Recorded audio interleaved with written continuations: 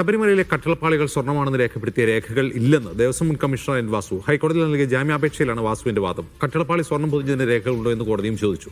യഥാർത്ഥത്തിൽ സ്വർണ്ണപ്പാളികളായിരുന്നു അവയെന്നത് നിർണായക ചോദ്യമാണെന്നും കോടതി നിരീക്ഷിച്ചു.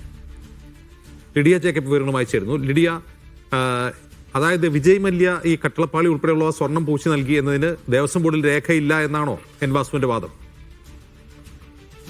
അജിംഷ, ഹൈക്കോടതിയിൽ ഈ എൻ വാസുവിന്റെയും മുരാരി ബാബുവിന്റെയും ജാമ്യഹർജി സംബന്ധിച്ചുള്ള വാദം നടക്കവെയാണ് ഇത്തരത്തിലുള്ള ഒരു കാര്യം എൻ വാസുവിന്റെ അഭിഭാഷകൻ ഹൈക്കോടതിയെ അറിയിച്ചത്. നിലവിൽ കട്ടിളപ്പാടി സ്വർണമാണ് എന്നതിൽ രേഖകളില്ല എന്നാണ് എൻ വാസു ഹൈക്കോടതിയിൽ പറഞ്ഞിരിക്കുന്നത്.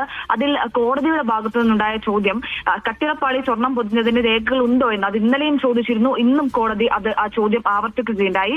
യഥാർത്ഥത്തിൽ സ്വർണ്ണപ്പാളിയാണോ, കട്ടിളപ്പാളികളിലുള്ളത് സ്വർണമാണോ എന്നത് ഒരു നിർണായക ചോദ്യമാണ്. അതാണോ എന്നതിനെ സംബന്ധിച്ചുള്ള രേഖകൾ ഉണ്ടെങ്കിൽ അത് ഹാജരാക്കേണ്ടതായിട്ടുണ്ട്. അത്തരത്തിലുള്ള രേഖകൾ ഉണ്ടോ എന്നാണ് ഹൈക്കോടതി ഇന്നും ആവർത്തിച്ചത്.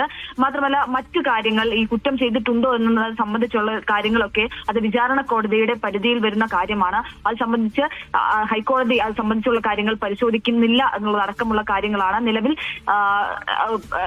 കോടതി പറഞ്ഞിരിക്കുന്നത്. ഇന്ന് വിശദമായിട്ടുള്ള വാദം അതിൽ കേട്ടിട്ടുണ്ട്. അതിൽ ഉത്തരവിനായി അടുത്ത ദിവസത്തേക്ക് കോടതി അത് മാറ്റിവെക്കുകയും ചെയ്തിട്ടുണ്ട്. എന്തായാലും ഇതിൽ കട്ടിളപ്പാടി സ്വർണമാണോ എന്ന് സംബന്ധിച്ചുള്ള കാര്യങ്ങളിൽ രേഖകളുണ്ടോ എന്നത് പരിശോധിക്കേണ്ടതായിട്ടുണ്ട്. അതില്ല എന്നുള്ളതാണ് എൻ വാസുവിന്റെ വാദം. ശരി ലിഡിയ.